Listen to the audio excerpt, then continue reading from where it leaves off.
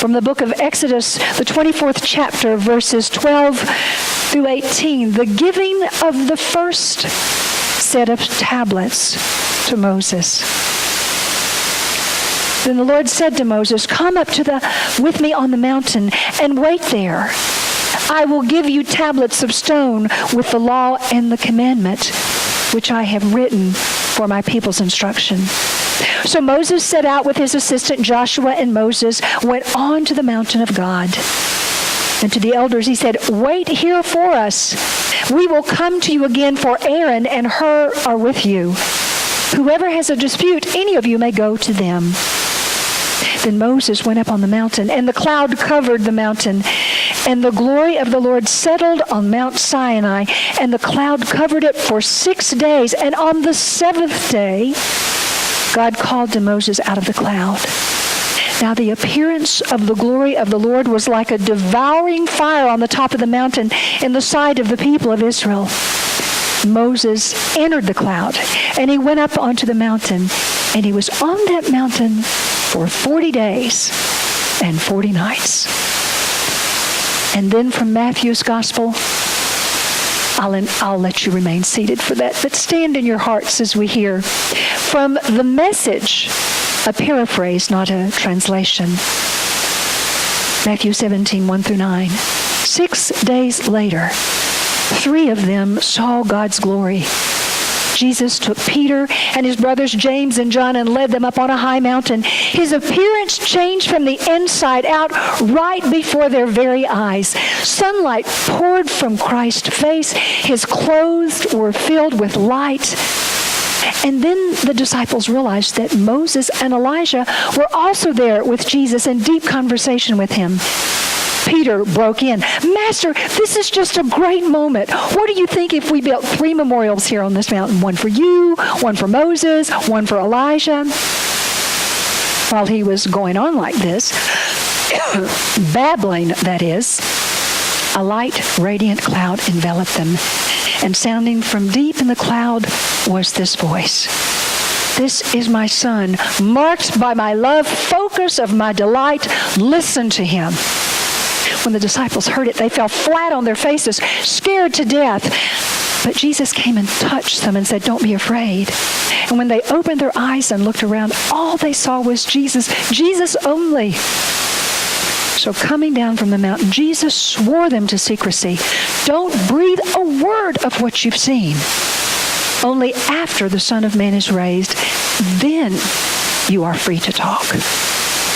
The word of God for the people of God. Thanks be to God. By now, many of you know, perhaps save the guest, that my ministry started out with a little snippet in South Carolina and then a transfer to the North Georgia Conference right outside of Atlanta and in the environs of Atlanta, having gone to Emory University and to the School of Theology there. I had the blessed opportunity to serve in a number of churches in that metropolitan area of Atlanta for some 14 years as a second chair associate in rather large membership churches.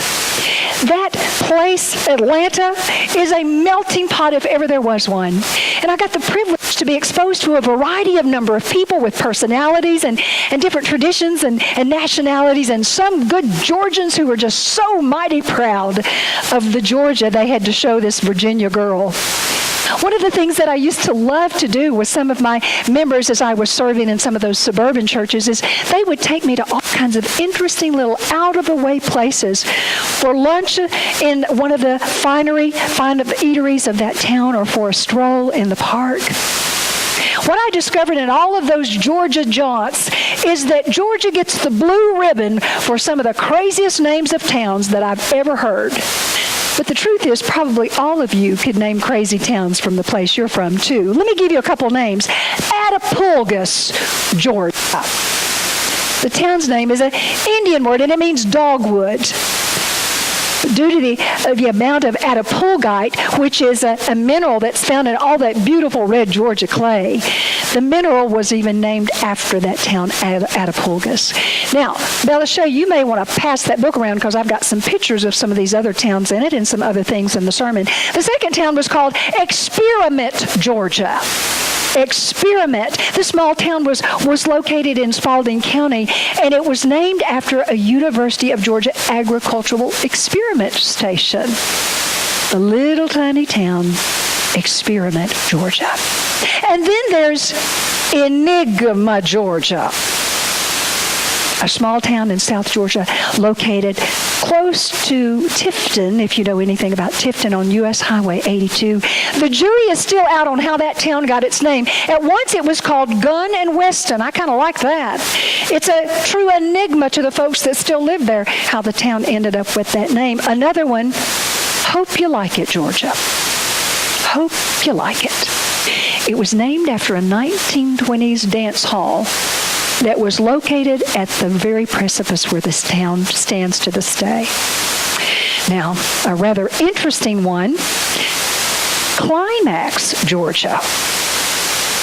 It was named because of the highest point on the railroad between the Savannah and the Chattahoochee River. And finally, for today's purposes, and one of my personal favorites, because of its pinpointedness and its ingenuity of name, Between, Georgia. It was located between two major cities, Atlanta and Athens. Between, Georgia. I say all of this is a prelude to what I really want to talk to you about today, a springboard. For as long as I can remember, some of my favorite preaching has been done in that in-between time. The close of one season of the church year and walking into the next season of the church year. The ushers handed out to you a liturgical map so you could get some sense of how it is that we plan the seasons of the church year, the colors that we use on the pyramids, the colors that I often will use on my stoles, though today this is a rather colorful, just all seasonal one.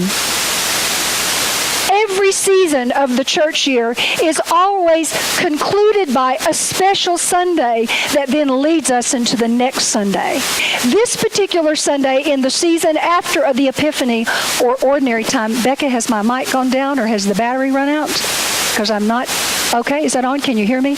This particular Sunday, Transfiguration Sunday, takes us from the season after Epiphany into the season of Lent. A time of deep penitence and self-reflection. This in-between time, this juncture or this crossroads is pulsating with life. A lot of times we think that when we're in betwixt and between one thing to another, perhaps it's in between a job. Maybe for some of us, unfortunately, it's in between a marriage. Maybe it's in between a relationship that's broken that we're trying to repair.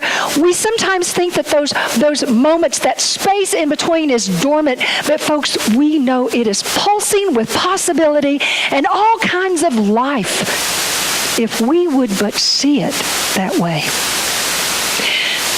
Moses and Jesus both find themselves on mountaintops. Jesus some thousands of years later after Moses went up on the mountain.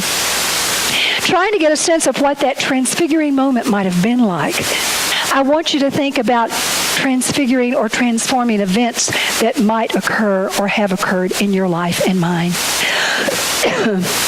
Think about how you felt the first time you laid eyes on your child.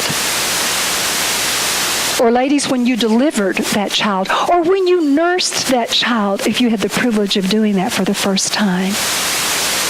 I can't imagine how some people feel when through Ancestry.com or 23andMe, they locate a sibling that they never knew they had in another part of the world. Can you imagine how illuminating and transforming that would be? Think about the time that you saw your first shooting star. Does that not put a different perspective on our smallness and the vastness of God and the universe?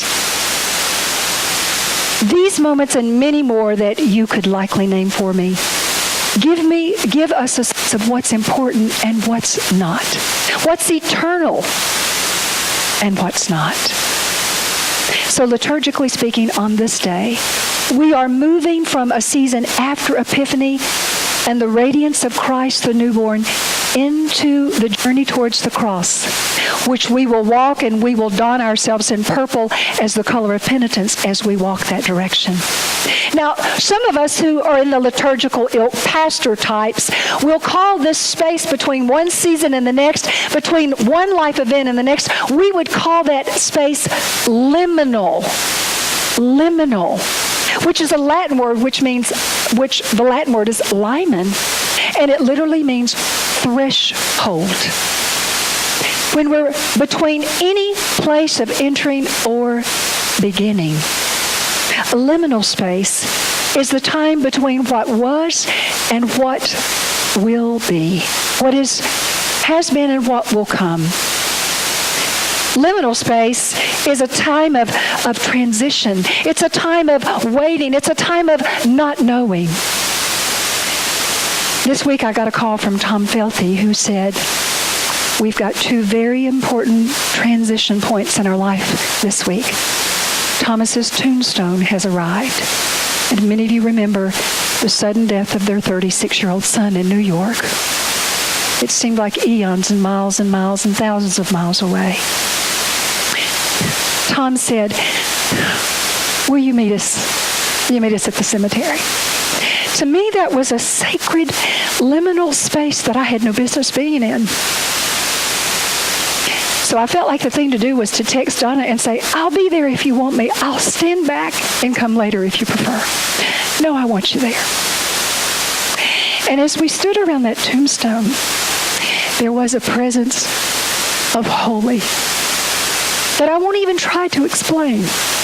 As we exchanged stories of what he was like, what they missed the most, and as we think about the life that he lived and those that loved him so much.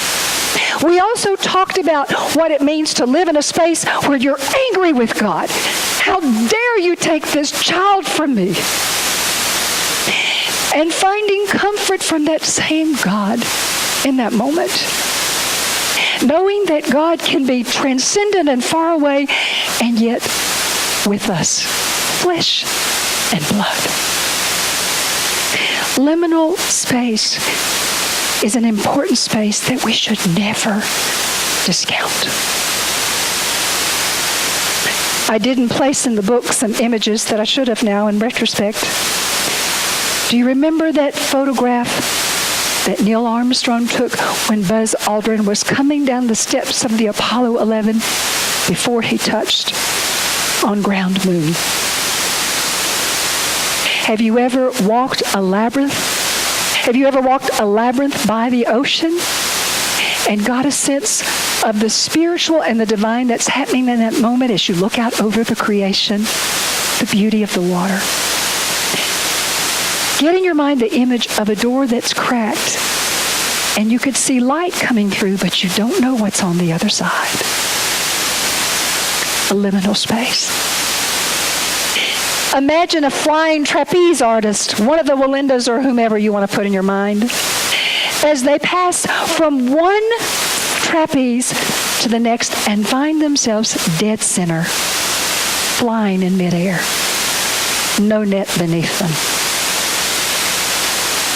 Imagine yourself at the top of the precipice of a roller coaster, and you're at the very top getting ready to descend.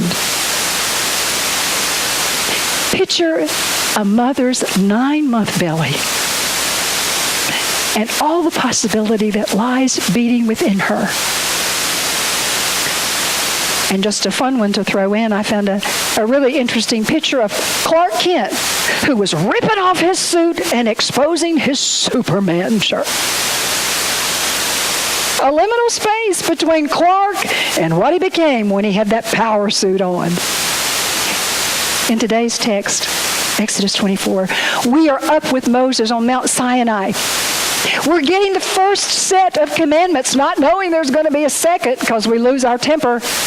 Moses is up on the mountain some 40 days and 40 nights. It's no wonder when he left Aaron in charge and he came back down from that mountain, it's no wonder the people had sold all of their gold and everything they had to make a calf and dance and worship about it. Moses was as good as dead. He'd been gone way too long. Aaron, who had been placed in charge, took responsibility. Moses lost his temper through the tablets they shattered. Some 10 chapters later, in Exodus 34, we're up on the mountain again. God has called Moses early morning. Meet me again, for the tablets that you broke, I'll offer you more. And so in Exodus 34, he is commanded to ascend the mountaintop. And as he's on that mountaintop, the Lord descended in the cloud and stood right there with Moses. And this is the passage where in Exodus 34, if you want to turn to it, Moses came down from the mountain with the 2 tablets in his hand, and he didn't realize what had happened to his face. It shone like the sun. It was so radiant that the Israelites had to cover their faces and ask him to veil his face because he was radiant with the glory of God with whom he had kept audience. Anytime Moses would go in to talk to God, he would take the veil off, and when he faced the people, he would place it back on again. Fast forward ahead some 1,000 years, and Jesus goes up to another mountain. In the book, you saw a Mount Hermon and about Tabor. The debate is, which mount did he go to? Mount Tabor is located in Lower Galilee, the eastern edge of the Jezreel Valley, 11 miles west of the Sea of Galilee, and it's a whopping 1,886 feet. Think Bays Mountain minus about 1,000 feet, and you've got the picture of how tall Mount Tabor was, which is why many people like to think that perhaps he was on Mount Hermon instead, some 9,332 feet. It was the highest mountain in that region. We see in Matthew 16, right before that Jesus is in Caesarea Philippi. He is talking to Peter, who claims him as Lord and God, who's descended from none other than God. And Jesus says, upon you, Peter, I will build my church. And then immediately he leaves that and goes up to the mountain. So perhaps Mount Hermon is the place he was in that geographical region. But the gospel writers would have you know that regardless of what mountain it was, it is no coincidence that Jesus was greeted on the mountain by Moses and Elijah. The gospel writers want you to know that Jesus is in the same tradition as those prophets of old, as Elijah and as Moses. And whatever mountain it was atop for both of them, both Moses and Jesus met the omniscient, omnipresent, omnipotent, immortal, unspeakable, transforming presence of God. And in our wildest dreams, we could only imagine what that would be like. Some people get too caught up in trying to figure out, now exactly how did that happen? That ranks right up there with questions about the empty tomb and just how was that pulled off? You know, folks, Scripture is not about science and metaphysics. It's about a God who is omnipotent, who can do as God pleases. God's ways are not our ways, nor his thoughts our thoughts. We're not meant to understand everything phenomenal that God does. We are meant to trust and believe. And one day, you just pull out your list of questions and add one more thing that you have a question about, and perhaps God will answer that for you one day. Even if we did ask God, we wouldn't live long enough to give the answer. And it's those of us in our humanity and our hubris, our pride, who want to know the answers to these things that are not with answer. I want you to think about this space that I've named, this liminal space. Perhaps you find yourself on the cusp of having to make a big decision about whether or not you will make a bridge between yourself and a family member. There's been pain, there's been hurt. You have the opportunity to make that right.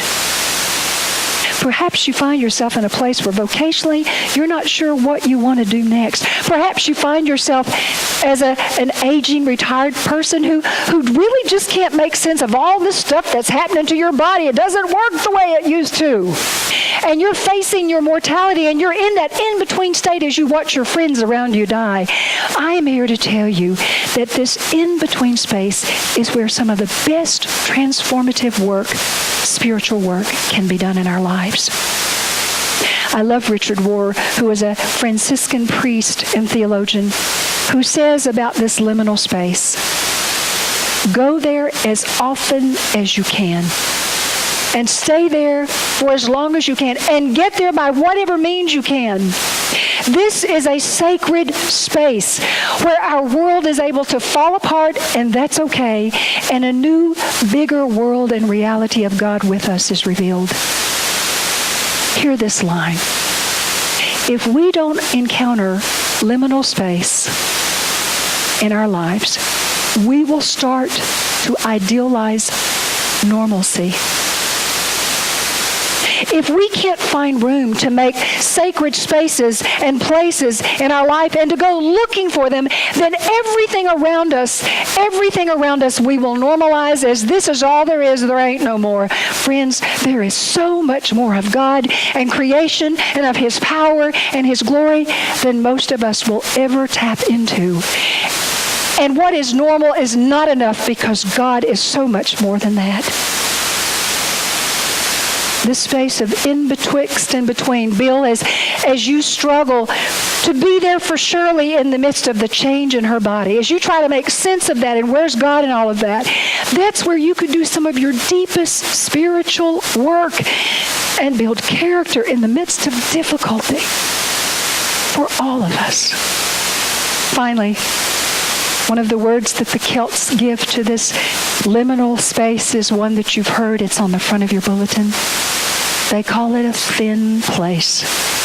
And there are tours that you could take all over Ireland to see places where people have stood up stones and altars as reminders of where they encountered the living God. A thin place is a place where the veil between this world and the next is so threadbare that you know, one step would place you in the presence of the holy. My desire for all of us is that we will long for that spot, that we won't settle for the normal, that we won't settle just to come to church on Sunday morning and let our Sunday school teacher or let the preacher pull out the lectionary text for the week, but that we will have a hunger and a thirst for more and more of God. That is my deepest wish for all of us. It's like heaven come to earth. God is the divine other, the transcendent one, but the good news is that God is also the incarnate one, closer than a brother. He is both and. My prayer for you is that if you don't have a thin place in your life, you will go seeking it and allow God to do God's most transformative work in the places where you and I most need it. In the name of the Father, Son, and Holy Spirit. Amen.